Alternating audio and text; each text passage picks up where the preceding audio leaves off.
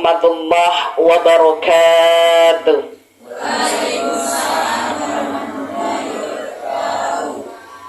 Innal hamdalillah nahmaduhu wa nasta'inuhu wa na'udzu billahi min shururi anfusina wa min sayyiati a'malina. Asyhadu an la ilaha illallah wa asyhadu anna Muhammadan abduhu wa rasuluh la nabiyya ba'dah. Qala Allah ta'ala a'udzu billahi minasy syaithanir rajim. Bismillahirrahmanirrahim. Nah ini ya. Kullu nafsin dha'iqatul maut wa lanabluukum min syarri wal khairi fitnah wa ilaina turja'un. Sadaqallahul azim. Al-ayah surat Al-Anbiya ayat yang ke-35 sebagai tema kita kali ini, yaitu macam-macam cobaan hidup. Apakah itu? Silakan terjemahkan. Setiap yang bernyawa akan merasakan mati. Kami akan menguji kamu dengan keburukan dan kebaikan sebagai cobaan, dan kamu akan dikembalikan hanya kepada kami. Maha benar Allah dengan segala firman-firman-Nya. Alhamdulillah wa syukurillah wa nikmatillahi rabbil alamin. Pada kesempatan kali ini kita dipertemukan kembali kajian kita bersama dengan jamaah Majelis Taklim Matahari Java Mall Peterongan. Semoga selalu dalam ridhonya Allah, selalu dalam kemudahan-kemudahannya Allah, dan selalu diberi rezeki yang luas oleh Allah. Amin, amin ya robbal alamin. Salawat dan salam tercurah pada Nabiullah, Nabi besar Muhammad Sallallahu Alaihi Wasallam. Yang namanya hidup ada panutan-panutan yang sangat-sangat jelas, yaitu siapakah? Manusia pilihan, yaitu Rasulullah Sallallahu Alaihi Wasallam. Kita bersyukur di dalam kehidupan hari-hari itu ada panutan yang jelas. Apa itu? Al-Quran. Al-Quran itu adalah firman-firman Allah, arti dari Allah, lafalnya dari Allah, langsung dikasihkan kepada Rasulullah. Rasulullah menyampaikan.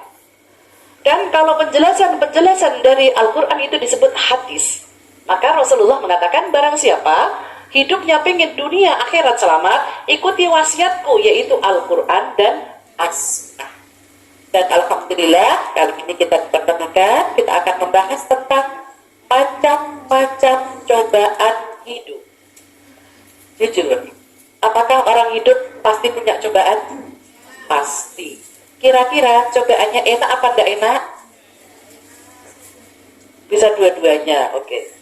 Yang namanya cobaan itu ada enak dan tidak enak. Mari kita simak di dalam Al-Quran yang tadi sudah diterjemahkan. Surat 21.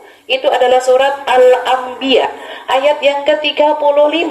Allah menyebutkan di dalam ayat ini ada 3 isinya. Apakah isinya ayat ini? Al-Anbiya. A'udzubillahi minasyaitonir rajim. Bismillahirrahmanirrahim. Isi yang pertama, Allah menyebutkan wa kullu, ada kata-kata kullu. Kata-katanya kullu itu setiap ya. Kullu nafsin dha'iqatul maut. Isi yang pertama ayat ini kullu, setiap yang bergerak, setiap yang bernyawa itu sudah Allah takdirkan oleh Allah di sana di Lauhul Mahfuz. Itu takdir kita. Dari mulai takdir kematian, dari mulai takdir rezeki, dari mulai takdir hidupnya sengsara apa tidak, dari mulai takdir apapun yang Allah kasih ketika ditiupkan roh di dalam kandungan, itu Allah sudah takdirkan kematian-kematian. Jujur, kita kira-kira kematian kita kapan? Gak tahu. Rahasia Allah. Berarti kematian itu camat ya, calon mati atau calon mayat. Sudah daftar? Sudah terdaftar. Nggak perlu daftar, sudah terdaftar. Kita tinggal persiapan-persiapan apa yang harus kita lakukan. Itu penting. Isi yang kedua ayat ini, walanabluukum min syarri wal khairi fitnah. Sebelum datang kematian, orang ini masih hidup di dunia, itu Allah uji dua hal. Apa dua hal itu? A, bisyarri, sesuatu yang tidak enak. Sesuatu yang tidak enak itu Allah uji untuk mengetahui apakah aku ini sabar. Sesuatu yang tidak enak itu untuk menunjukkan kepada kita apapun sudah takdirnya Allah. Sesuatu yang tidak enak apapun.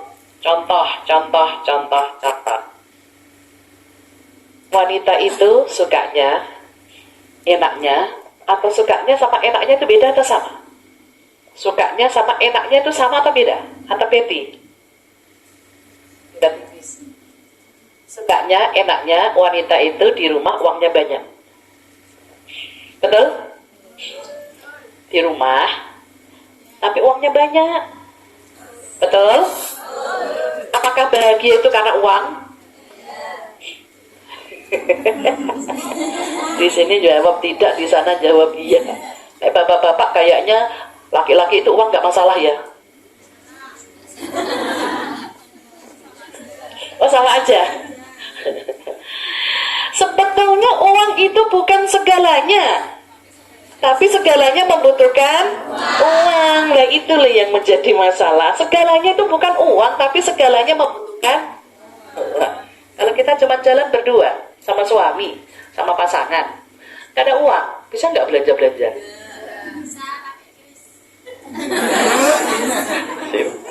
Betul, nggak bawa uang tapi pakai kris. Betul, logis ini. Ini ada nih jawabannya logis ini. Nggak pakai uang nggak masalah. Pakai kris, pakai gesek ya, nggak masalah itu. Alhamdulillah bagi yang punya. Kalau yang nggak punya, pakai apa? Sing piye kuwi? Oh, bahaya loh itu loh. Terlindas kayak bisa bayar. Astagfirullah. Itu kan urusan bayar laki-laki gitu kan, wanita kan tinggal membelanjakan. Astagfirullahaladzim. Itu cobaan. Yang gak enak itu biasanya ingat Allahnya tinggi banget. Dan cobaan, bentuk cobaan yang B setelah bil syari, yang B bil khair. Sesuatu yang enak, semua yang enak. Itu cobaan ternyata. Maka bagi kita sebagai orang mukmin, dikasih gak enak itu bersabar, dikasih enak bersyukur. Sudahkah? Insya Allah ya, minimal. Nah, lagi itu rezeki alhamdulillah. Minimal. Astagfirullahaladzim. Itu bentuk cobaan. Bentuk cobaan ini nyuwun sewu panjenengan itu sudah pasti. Mau laki, mau perempuan, enak, gak enak itu sudah pasti.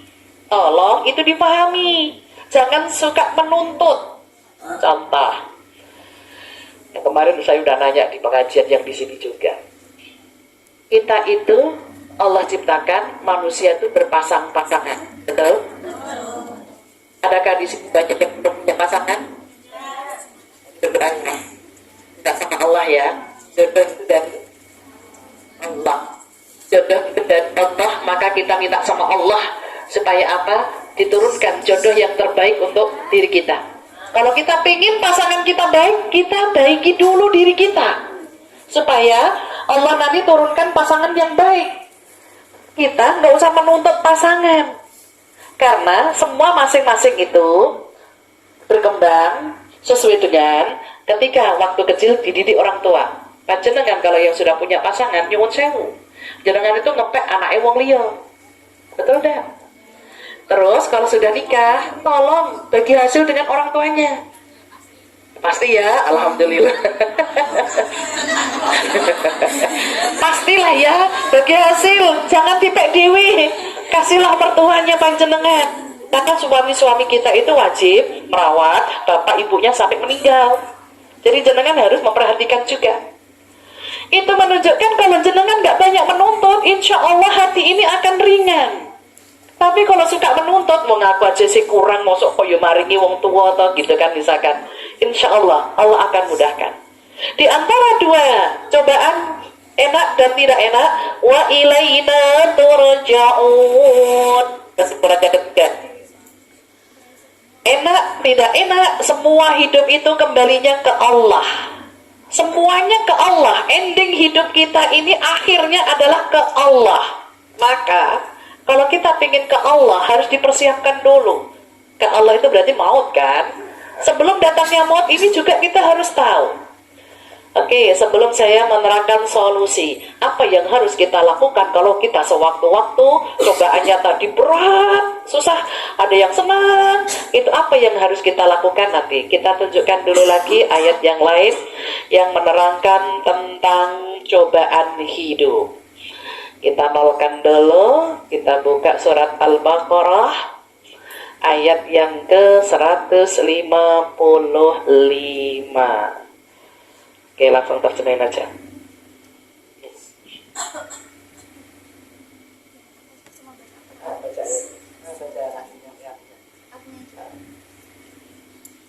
Dan kami menguji kamu dengan sedikit ketakutan, kelaparan, kekurangan harta, jiwa, dan buah-buahan. Dan sampaikanlah kabar gembira kepada orang-orang yang sabar. Maha benar Allah dengan segala firman-firmannya. Ini bentuk-bentuk cobaan real. Kalau tadi kan masih gelondong kan.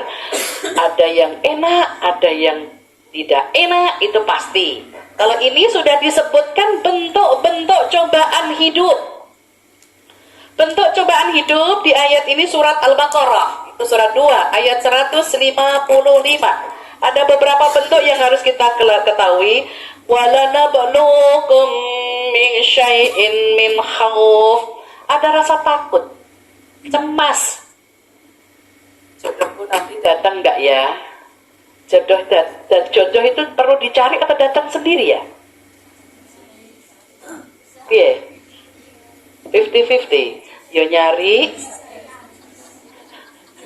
50-50 itu maksudnya yo ikhtiar ya, yo doa gitu kan. Doa itu kekuatannya kenceng, ikhtiar ya mungkin dikenalkan temennya lah. Cocok apa enggak? Enggak cocok ya enggak usah lanjut. Kalau cocok ya lanjut. Tapi kalau sudah lanjut jangan disalahkan yang mengenalkan. Ya, itu resiko ditanggung.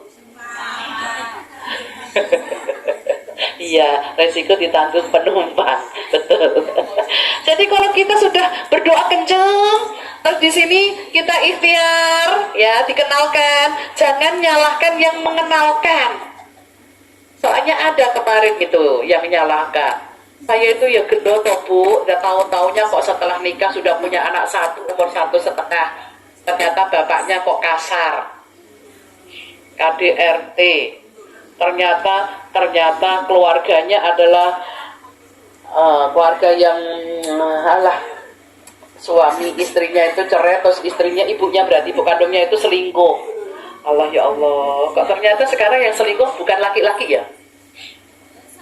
Oh sama aja sekarang. Sok tahu aja.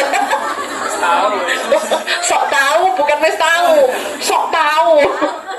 Oh gitu ya. Sekarang sama aja ya. Orang-orang beda nih itu sekarang. Gimana? Oh karena emansipasi wong lanang iso selingkuh, kenapa aku nggak bisa ngono ya? Astaga. Oh. Astagfirullahaladzim, ini nyata ternyata ya Allah. Dia ini yang sekarang sudah jadi bapak-bapak, sudah punya anak satu umur 1,5 itu dulu di waktu dia SD kelas 2 ibunya selingkuh, suaminya menceraikan. Kayaknya nek penyakit selingkuh itu bisa sembuh gak ya? Astagfirullahaladzim, tenang. Bener, mau laki mau perempuan kalau sudah ada penyakit selingkuh gitu lagi ya? Gak tahu. Ini aku berkat diceritani orang lain, ada yang ternyata bener. Setelah cerai sama bapaknya ini tadi si ibu nikah lagi, ya selingkuh lagi ternyata. Astagfirullahaladzim. Kalau anak itu ibaratnya buah jatuh tidak jauh dari Pokoknya kalau sudah terjadi seperti itu, jangan nyalahkan yang mengenalkan, mintalah langsung sana ke Allah, minta yang terbaik. Rasa takut, rasa was-was itu manusiawi. Maka kekuatan kita itu minta sama Allah yang terbaik, diberikan kemudahan.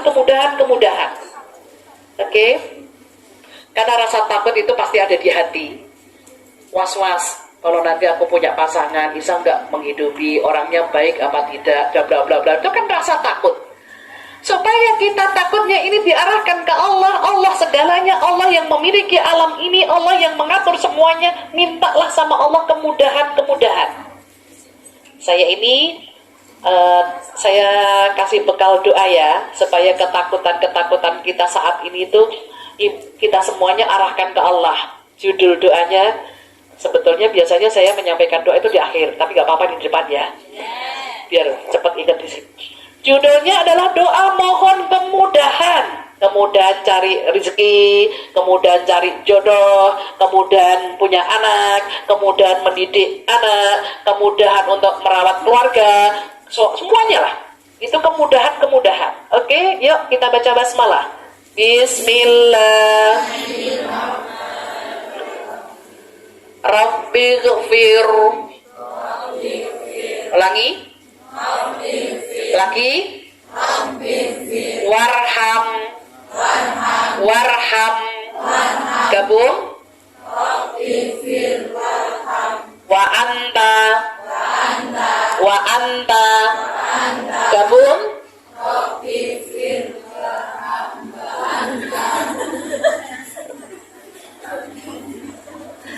Sebelahku wis mulai sariawan.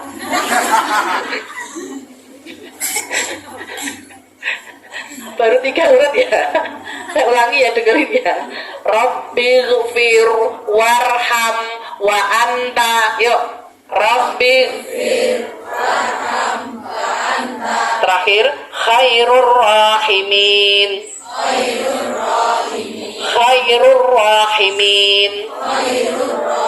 Gabung. Rabbighfir warham wa anta khairur rahimin. Ini doanya Nabi Ibrahim. Tidak mempan dibakar Raja Namrud, ini kekuatan doa. Tidak mempan kena gangguan apapun, ini mohon kemudahan. Artinya, Rabbighfir ya Allah, sayangi kami. Apa yang jenengan pikir? Wa anta, dan engkaulah khairur rahimin, sebaik-baik pemberi kasih sayang. Ini panjenengan nanti kalau sudah megang HP, ada di IG saya hashtag kajian Sri Maskufah tanpa spasi ya. Nanti nyari judul doa mohon kemudahan, atau tak kirim, aku gak ada nomor di sini. Jangan udah ada. Oh jangan udah. Japri aku nanti boleh tak kirim aslinya. Japri ya. Oke. Doa ini ada di surat 23 ayat paling akhir 118. Jadi minta sama Allah, Rabbighfir, ampuni dulu, bersih, baru minta warham, kasih sayangi Allah yang kutakutkan selama ini, apapun bentuknya, gak usah takut sebetulnya. Karena apa? Allah pasti merawat, menghidupi semuanya yang diciptakan. Ayam aja itu loh, keluar dari kandang, mau makan nyari di mana aja, ayam itu nggak kepikiran, pokoknya yang penting keluar, eker, kenyang balik. Nek menungso kan ora, kenyang perutnya, ora, kirna masih nyari lagi, sebanyak-banyaknya untuk dibawa pulang. Itu manusiawi. Maka kalau panjenengan ada rasa takut apapun, doa ini tadi. Entah misalkan kok sudah jam segini belum ada angkutan, terus ya, minta sama Allah kemudahan. Insya Allah. Apalagi biasanya wanita umur yang sudah mengajak naik,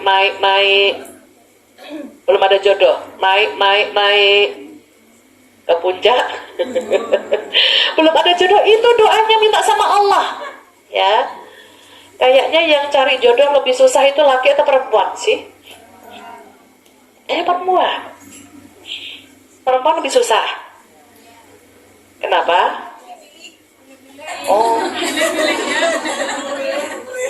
masalahnya susah karena milih-milih. Nek laki-laki nggak pakai milih.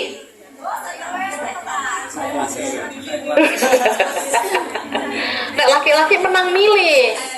Nyari yang cantik orang harus yang cantik. Cantik itu relatif. Allah memilihkan lewat hadisnya Rasulullah. Kalau milih jodoh itu ada 4. Yang diutamakan jodoh itu agamanya. Kedudukan itu bisa lengser, kecantikan bisa keriput, harta bisa habis. Tapi kalau agama nggak akan luntur. Maka di antara 4 ini kata Rasulullah, cari yang agamanya dulu, nggak bakalan dia akan selingkuh. Cari agamanya dulu, nggak bakalan kalau hartanya habis dia meninggalkan. Nggak bakalan kalau agamanya bagus, kalau dia nggak punya kedudukan, turun, nggak akan ditinggalkan. Itu sebetulnya. Laki-laki juga gitu, perempuan juga gitu, cari yang agamanya. Cuman, ada cumannya. Nyari yang sempurna ada nggak? Orangnya ganteng, agamanya bagus. Ganteng tukang selingkuh. Sempurna memang nggak ada. Jadi ganteng, kedudukan ada, materi ada, hartanya banyak, nggak ada memang. Ya, cuma di antara 3 ini boleh. Kalau agamanya udah bagus, nek ganteng boleh dipoles, cantik bisa dipoles, betul? Harta bisa dicari, betul? Kedudukan bisa diraih, betul? Tapi agama ini modal untuk kita untuk mencari pasangan di kemudian hari supaya rasa takut ini nggak ada. Minta tolong doa tadi. Yuk lanjutkan lagi. Bismillah.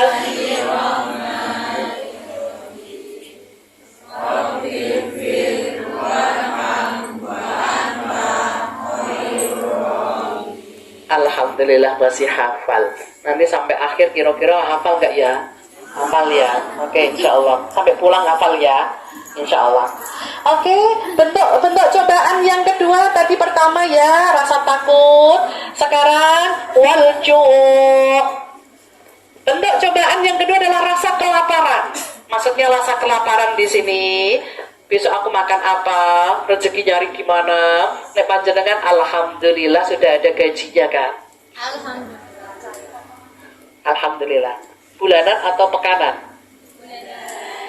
Berarti nek bulanan bisa nggak? Sebelum ada keperluan minjem dulu gitu bisa nggak?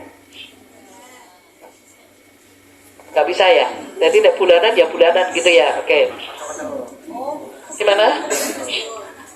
Ngebon. Boleh ngebon? Nggak tipe kayak gitu kan? Ngebon itu gede bakti. Ngebon itu ngutang dulu. Jangan membiasakan ngutang ya. Nek memang mampu ya beli, nggak mampu tahan ya. Atau menyisihkan uang sisa belanja, ditabung receh-recehan itu loh, ditabung nanti kan lumayan. Oke. Rasa kelaparan, rasa takut untuk nanti rezekiku gimana, Allah yang sudah mengatur rezeki semuanya, nggak usah pakai ditakutkan. Lanjut, ya nanti ada solusi. Allah menyebutkan lanjutannya adalah yaitu wa naqsim minal amwali wal anfus, yaitu Allah menguji kekurangan dalam harta jiwa. Maksudnya kekurangan harta jiwa, yang namanya harta tidak mungkin semuanya utuh, pasti akan berkurang. Itu pasti hukum alam. Contoh, panjenengan punya gaji, nek misalkan pengen diutuhkan sebulan ini gak dipakai apa-apa, bisa gak? Ya nggak mungkin lah. Nah, kelaparan lah, ngapain harta utuh taruh kelaparan? Malah nombok. Maka kalau kita dapat, syukuri aja, nikmati aja ya, karena Allah itu pasti, insya Allah kalau panjenengan yakin, insya Allah maka jiwa akan menjadi tenang karena yang ngurus semuanya adalah Allah. Lanjut di sini, wattamarat. Allah juga akan menguji tentang hal hasil kebun, hasil buah-buahan. Ini bagi yang petani atau yang punya usaha, ya, ada yang dikasih lancar, ada yang dikasih seret dan semuanya. Oke, semua cobaan-cobaan tadi, ada rasa takut, ada rasa kelaparan, ada rasa gunjang harta jiwa, ada usahanya. Maka apa yang harus kita lakukan? Sekarang sudah mulai solusi. Cara bagaimana supaya kita cobaan-cobaan hidup tadi, Allah yang memberikan kemudahan-kemudahan. Sekarang kita diperintahkan mendekatkan diri kepada Allah. Itu solusi. Oke? Silahkan dibuka lagi.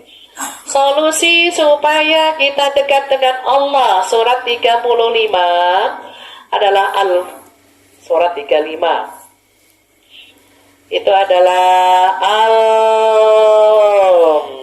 keliru. Tulis surat 35. Ayatnya yang ke-29. Innal ladzina yatluna kitaballah. 1. Wa aqamus salah. 2. Wa anfaqu mimma razaqnahum sirran wa alaniyah yarjuna tijaratan lan tabur. Al-ayah sadaqal azim, terjemahkan. Sesungguhnya orang-orang yang selalu membaca kitab Allah, Al-Quran, dan melaksanakan sholat, dan menginfakkan sebagian rizki yang kami anugerahkan kepadanya dengan diam-diam dan terang-terangan, maka itu mengharapkan perdagangan yang tidak akan rugi. Maha benar Allah dengan segala firman-Nya. Semua yang menguji, yang memberi cobaan, yang menyelesaikan cobaan, itu hanya Allah. Solusinya, yang cobaan tadi macam-macam secara global, cobaan tadi senang dan tidak senang. Yang setelah terrinci tadi ada rasa ketakutan, itu yang akan menyelesaikan Allah. Gimana caranya kita dekatkan diri kita kepada Allah? Ada 3 amal cara mendekatkan diri kita kepada Allah supaya kehidupan kita dimudahkan oleh Allah. Allah menggambarkan 3 amalan ini ibaratnya panjenengan berdagang, Allah yang beli. Kalau orang itu berdagang dikasih laris oleh Allah, senang enggak? Pasti. Panjenengan kalau di sini dagangannya lancar dapat bonus enggak? Pasti. Iya enggak? Berarti nih jenengan pengen kerjasama yang baik, kekuatan doa tadi minta dimudahkan, kita juga dapat hasil. Apa itu? Supaya doa-doa kita ijabah. Ketika seseorang doanya ijabah itu melalui 3 hal ini. Doa seseorang akan menjadi ijabah jika melalui amalan 3 ini. Apakah 3 ini? Tertera di dalam surat 35 itu Fatir, ayat yang ke-29 1. Innal ladzina yatluna kitaballah. Banyak-banyak tadarus Al-Quran, minimal Al-Fatihah. Sebelum doa, Rabbighfir warham wa anta khairur rahimin, itu awali Al-Fatihah dulu. Jangan mau jaga setan, awali dulu Al-Fatihah. Tapi yo jangan terlalu umi-umi yo. Ngono wong dateng ngopo kae. Mantra-mantra jimat.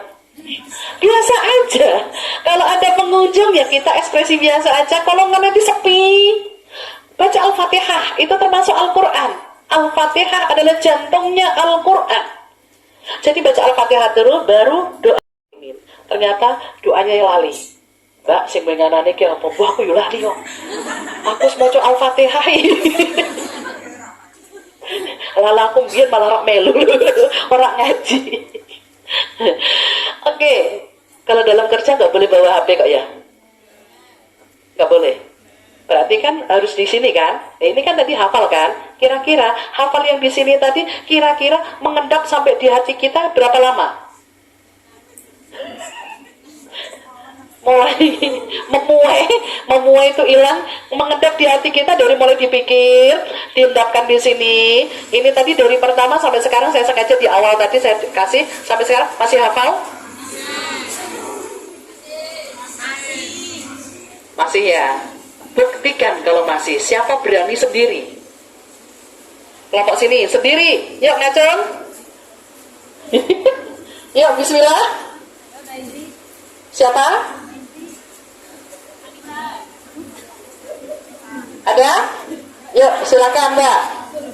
Yang depan boleh jenengan, yuk. Bismillah. Yuk, mewakili kelompok sini, yuk. Bismillah. Berdua. Yuk, bismillah. Bismillah.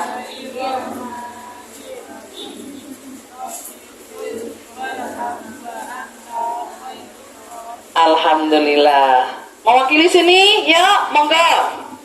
Ya, silahkan tuh, berani sendiri nih loh. Ya, contohnya ini, ya, monggo.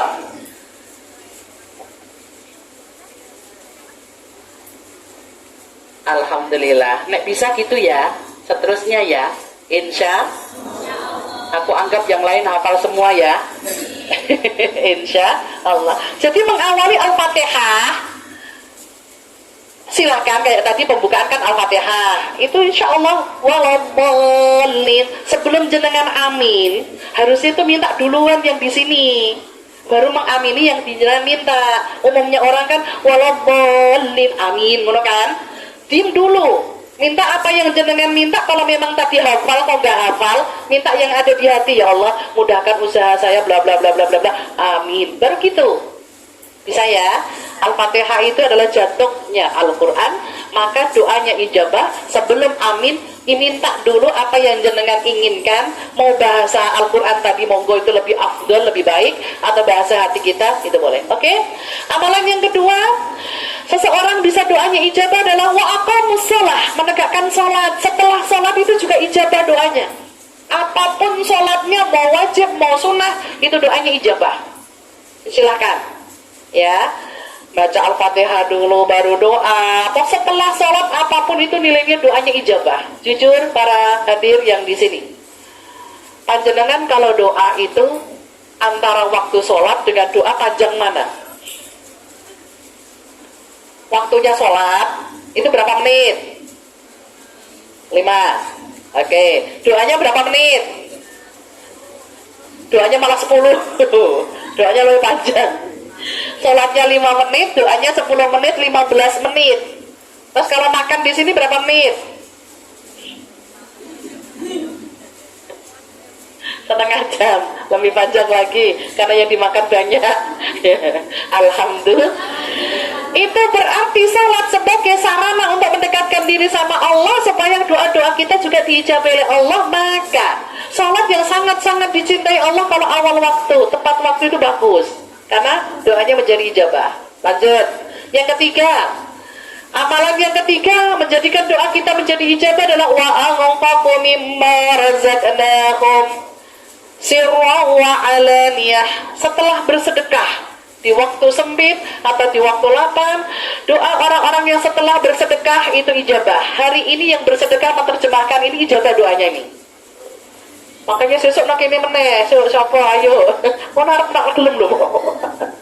Doa yang di sini panjenengan ini ijabah karena beliaunya ini sudah mensedekahkan tenaganya untuk menerjemahkan. MC juga termasuk ini sedekah tenaga. Tadi yang sudah baca termasuk sudah menyedekahkan tenaganya. Itu termasuk sedekah tenaga, sedekah pikiran, apalagi ada sedekah materi. Ini yang bikinkan ini juga sedekah loh ini. Ini dapat pahala. Yang mata-mata pikir ini juga termasuk sedekah nih. Ya, nanti setelah pulang ini langsung lembit itu juga sedekah. Bagus itu. Itu doanya ijabah. Sementara orang-orang itu biasanya tidak memanfaatkan itu. Nek wis buat bed, alhamdulillah ya Allah, semoga rezekiku dilapangkan hari ini. Semoga. Harusnya gitu. Kita kadang susah ya untuk berdoa ya. Nek bar yo bareng ngono ya. Malah ngobrol gitu ya. Itu bagus sekali untuk dijadikan meditasi kita. Oke. Selanjutnya untuk tanya jawab ya. Saya simpulkan apa yang saya sampaikan ini tadi.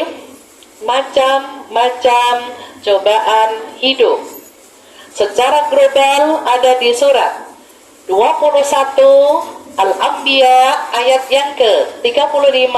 Tadi ada 2. Allah memberi cobaan sebelum datangnya kematian adalah bisyarri, sesuatu yang tidak enak kita harus bersabar. Bil khair, sesuatu yang enak kita harus bersyukur karena enak dan tidak enak kembalinya ke Allah. Dilanjutkan lagi, bentuk-bentuk cobaan itu adalah ada rasa takut, ada rasa kelaparan, ada rasa kehilangan harta jiwa, ada kehilangan usahanya. Maka di antara ketakutan-ketakutan tadi, Allah memberikan solusi. Dekatkan diri kepada Allah dengan kekuatan doa. Doa-doa yang ijabah itu setelah melakukan 3 hal ini tertera di dalam surat Fatir ayat yang ke-29, yaitu setelah Al-Tadarus Al-Quran minimal Al-Fatihah baru berdoa. Yang kedua adalah setelah sholat ijabah doanya. Yang ketiga adalah setelah bersedekah baik tenaga, pikiran, harta adalah ijabah doanya. Kami persilahkan kalau ada yang ditanyakan, monggo. Ada? Ya, silakan. Macam cobaan hidup secara global ada di surat 21 Al-Anbiya ayat yang ke-35.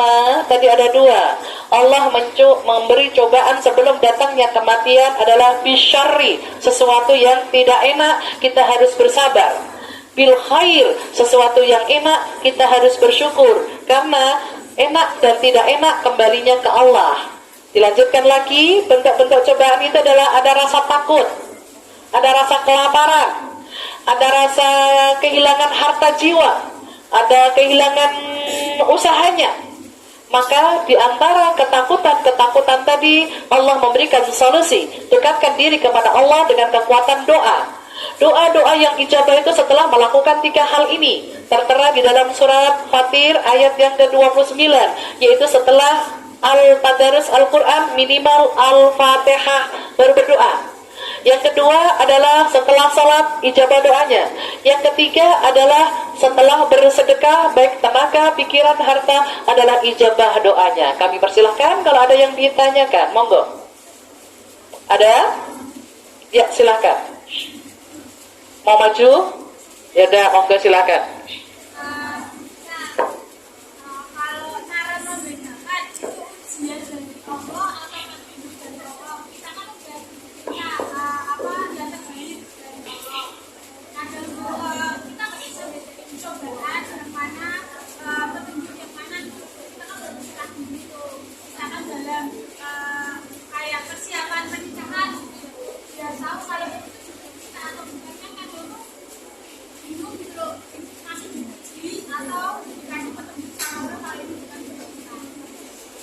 Oke, pertanyaan yang sangat bagus.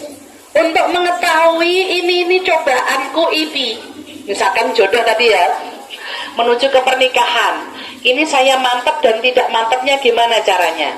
Tadi sudah berusaha 3, mengawali doa dengan Al-Quran juga, sholat juga, sedekah juga. Untuk mengetahui di dalam hadisnya, tak mala yaribuka illa mala yaribuk. Tanyalah hatimu. Jika engkau ragu-ragu, tinggalkan. Jika engkau mantap, luruskan. Yang menentukan mantap dan tidaknya di hati dengan cara sholat hajat. Istikharah. Hajat itu punya butuh, ya Allah, saya pilihannya 1, 2, 3. Kok akemen? Siji wimbu. Satulah pilihannya 1, ya Allah. Kalau memang ini jodohku, ya Allah, dekatkan. Kalau ini memang bukan jodohku, ya Allah, jauhkan. Ntar jodoh kita ini baik apa enggak, ya Allah, dekatkan. Itu minta sama Allah dengan sholat istikharah. Istikharah itu minta dipilihkan oleh Allah. Nek hajat itu keinginan kita, ya. Atau nek panjenengan sudah yakin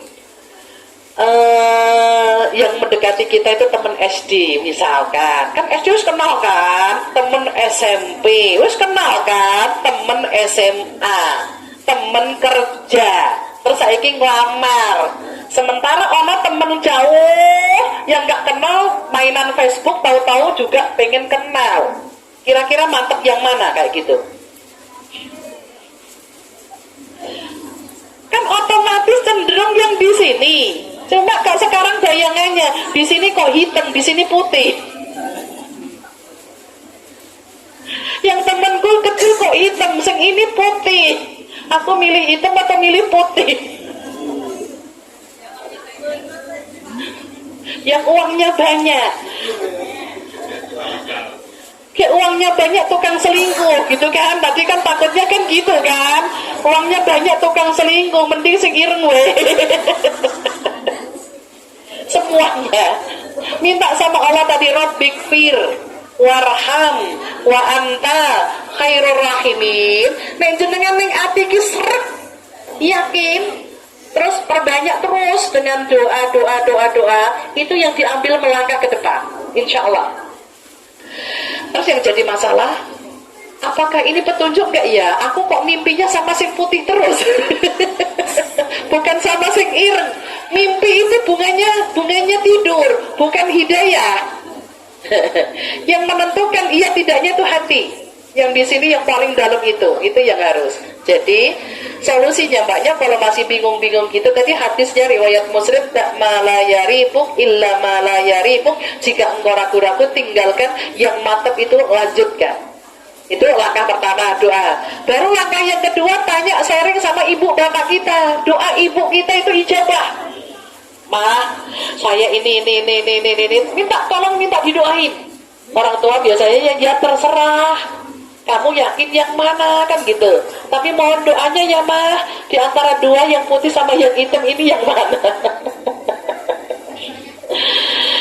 Ternyata dua-duanya kece mah. Ya Allah, aku bingung mah, masa dua-duanya kan yang nggak mungkin. Pasti ada sesuatu yang lebih dan sesuatu yang kurang.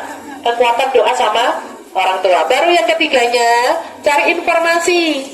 Cari informasi temennya laki-laki yang hitam ini siapa, temennya yang putih ini siapa, untuk cari info. Boleh tidak harus dari kita, boleh dari teman. Info ini biasanya gimana, agamanya gimana, salatnya gimana, yang putih gimana. Nah itu baru untuk melangkah ke depan. Oke? Doa tadi tetap harus dihafalin.